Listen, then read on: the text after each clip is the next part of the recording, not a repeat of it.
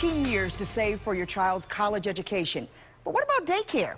In Maryland and 30 other states, it costs more on average to put your baby in daycare than it does to send your teenager to a public in-state college. Childcare costs in Maryland are among the highest in the country, and at the same time, the number of stay-at-home moms nationwide is on the rise. We're looking into what's behind the upward trend and why this issue is about so much more than just dollars and cents. Sharon Peer has a demanding full-time job, but she doesn't get a paycheck for it. She's one of the growing number of stay-at-home moms in the U.S. It's a reversal of a decades-long trend that saw more and more mothers working outside of the home. A recent Pew Research study found that in 2012, 29% of all mothers identified as stay-at-home moms, up from a record modern-era low of 23% in 1999. We have 5 kids, so we have a lot of children at home, and so there's a lot of childcare costs, and just thinking about the expense of childcare versus what I would bring in working, it didn't always seem to be the best option. It make a lot of sense financially. It's a question many families with young children must consider. Advocacy group Childcare Aware points out that in Maryland, childcare costs can amount to more than college tuition. Steve Rohde of the Maryland Family Network says he's noticed that trend for some time. We always talk about that it's even greater when you look at it in terms of young families. It's a greater expense because young families are at the lower end of their income potential, whereas families typically who have children in college are at the higher end of their income potential. The average cost of childcare for an infant at a center-based program for a year is just over $13,000.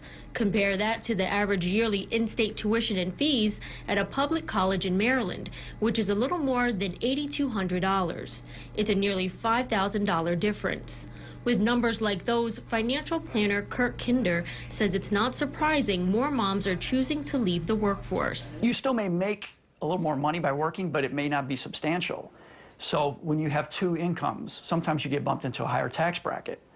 So your after-tax take-home pay really isn't that high. So why is early childhood care so expensive? Kinder says it goes beyond the state's high cost of living. It's simple supply and demand. Maryland tends to have a lot more dual income families than a lot of other states. So when you have a lot more of that situation, you're going to have a bigger demand for childcare. Now the caterpillar is ready to change. Surprisingly, most daycare teachers make less than half of what their public school counterparts make on average. But the state's push to improve early childhood education through additional voluntary accreditation and professional development is also driving up operating costs. The state of Maryland, as other states are doing, are putting into effect quality standards so that programs go beyond just basic licensing requirements. Excellent! Good job! Research shows it's worth the added expense in the long run. The first 5 years of life are the most essential to children's brain development and can be an indicator of their future success. Cost should be an element, but it should also be what am I paying for, and am I getting the most value from that? So we urge parents to look at very high-quality programs for their children because it does make a difference. Yeah, go! You got it! That's why, as a stay-at-home mom, Sharon Peer tries to find fun and educational ways to get her boys out of the house and interacting with other children. While her decision to leave her job was partly financial, it's also a choice she finds personally fulfilling. They're only little ones, and when you're working full-time or even working part-time, you miss so much of it. And so I just decided to take this time and be with them when they're little. And when they get older and they're more independent, then I can think about going back to work.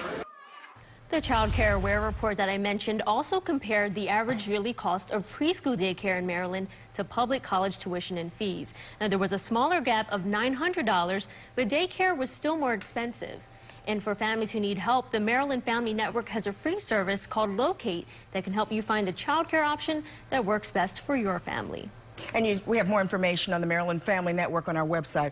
But, Trent, we're also seeing some changing trends in the options that people are using. Yeah, that's right. Take a look, Kelly. Here, these are numbers from the Maryland Department of Education, and they show that despite the rising costs of childcare, that the number of center-based facilities is actually increasing, and they expect that trend to continue.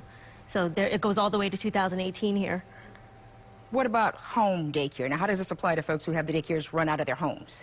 Well, the news is not quite as good for those facilities. If we just take a look down here, scroll a little bit.